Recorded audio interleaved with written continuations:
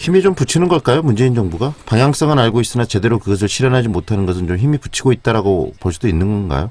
그렇죠. 이거를 바꾸려면 경제체제를 바꿔야 하는데 네네. 아까 말씀드린 것처럼 신자유 경제체제를 좀 폐기하고 네. 복지국가로 나아간다거나 아니면 다른 경제체제를 좀 조정시장 경제로 간다거나 네. 이런 의지들이 좀 저는 보여줬으면 좋겠다. 그리고 이 부분을 국민들과 협조를 구하고 정치권에 이야기를 하면서 이게 바로 사회적 대타협이잖아요. 네네. 근데 자꾸 그렇게 해라 하는데 안 하면 어떻게 할 거예요? 예를 들어서 대통령 임기는 5년인데. 네.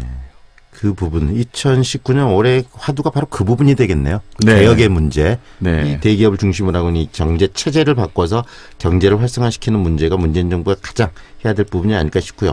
지금 저희들도 이렇게 경제 이야기를 좀 거의 대부분을 또 이야기했는데 정치 부분들은 그렇게 큰 언급들은 없었습니다. 이번 네. 그 부분에 있어서.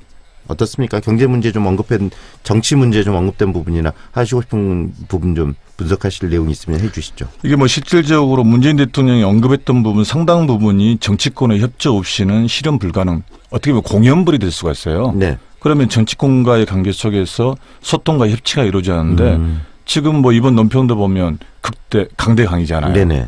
이런 상태에서 문재인 대통령이 아무리 좋은 선의의 의지를 갖고 있다 하더라도 네. 이게 실현 가능성이 낮다는 거예요.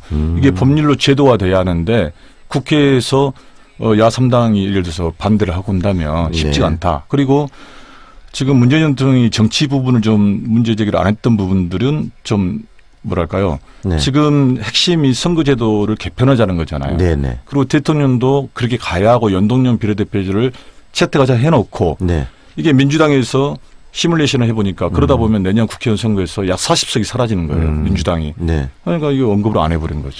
그런데 실은 그런 어떤 정치적인 그 이해 타산을 따질 것이 아니고요. 방금 이야기한 것처럼 경제적인 개혁을 이뤄내기 위해서는 그렇죠. 정치적인 그런 그 협치도 굉장히 중요하지 않습니까? 민평당이나 이런 네. 다른 야당, 소위 말해서 호의적인 진보라고 이야기하는 야당과의 협치도 중요한데 그런 부분에 대해서 좀 적극적으로 나서야 되는데 그런 의지가 없는 것도 좀 안타까운 부분이에요. 의지가 없다기보다는요. 그게 좀 잘 안 된가 봐요.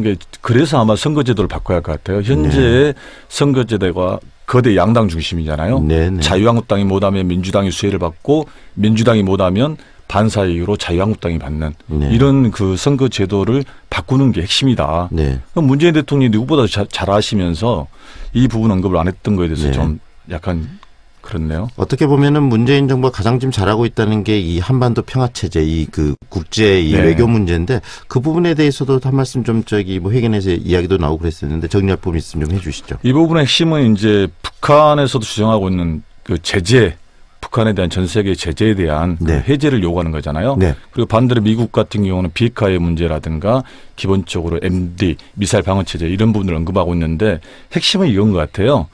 한반도의 문제는 남과 북의 문제가 아니라 주변을 둘러싸고 있는 미국과 중국 그리고 이제 밑에는 일본까지 포함해서 네네. 이것들이 돌고 도는 거거든요. 네, 관계의 문제니까요. 그렇죠. 남과 북이 통일을 원하고 한반도 평화를 원한다고 해서 이게 되는 문제가 아니라는 거죠. 네. 그래서 지금 경협을 통해서 남북의 철도를 놓는다거나 이런 문제로 좀 나아가고 있는데 지금 이번에 그 김정은 위원장이 중국을 방문했잖아요. 네. 그 부분에 대해서 약간 좀 좋게 보고 있는 게 네. 중국도 사실 딴지를 많이 걸었죠. 북한에게. 네. 그래서 아마 2차 북미 정상회담이 곧 실현되지 않을까 그렇게 보고 있습니다. 네. 광주형 일자리에 대해서도 언급이 좀 있었죠. 네네. 그 이야기도 좀 해주세요. 네, 지금 문재인 정부의 정책 기조가 이제 강주형 일자리가 어떻게 보면 축소판이나 보시면 돼요. 사회적 대타협을 통해서 일자리를 나누고 분배를 가져가자는 거. 그러니까 아까 포용적 국가라는 게 분배 문제뿐만 아니라 한 나라의 경제 주체가 균등하게 일할 수 있는 네. 이걸 만들어야 한다는 게 포용적 성장이거든요. 네. 그런 부분에서 강주형 일자리 거의 축소판이나 보시면 되는데 뭐 여기서 강주시의 말씀 좀 드린다면 협상 과정에서 네. 처음부터 노사정이 함께 갔어야 하는데 현대차와 강주시가 협상을 비밀리 하고 네. 또 노동계하고 따로 하고 이러다 보니까 그렇죠. 말이 서로 틀리잖아요. 네네. 그 현대가 요구하는 그 내용은 간단한 거예요. 우리나라에서 공장을 짓고 지금 대부분 외국에 나가 있잖아요. 네. 대신 임금을 낮게 해준다는데 그럼 굳이 외국에 공장을 질 필요 없겠구나. 이런 문제가 있었고 노동계 같은 경우는 이제 물론 이제 2개의 노동계가 있어요. 네네. 현대차라든가 울산에 이런 이제 뭐 연봉 9천만 원이 넘는 노동자들은 당연히 반대죠. 왜냐하면 임금이 하향 평준화돼 보니까. 네. 근데 다른 노동계에서는 그걸 또 찬성한단 말이에요. 일자리를 나눈다는 의미에서. 네네. 각자와 이해와 요구를 강주시가 조정하는데 저는 실패를 했다.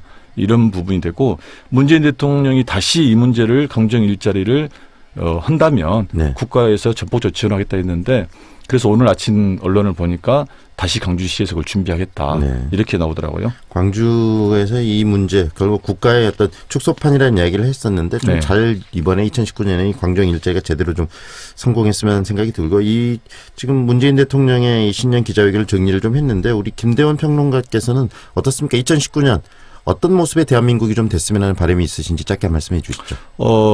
개혁은 힘 있을 때 했어야 한다. 그러니까 문재인 대통령이 80% 넘는 지지율일 때 그때 밀고 나갔어야 돼요. 네. 그 아쉬움이고 또 하나는 촛불 정부를 강조를 하셨는데 우리가 촛불 정부 촛불의 힘에서 정권 교체가 이루어졌잖아요. 네. 근데 의회의 권력은 그대로였단 말이에요.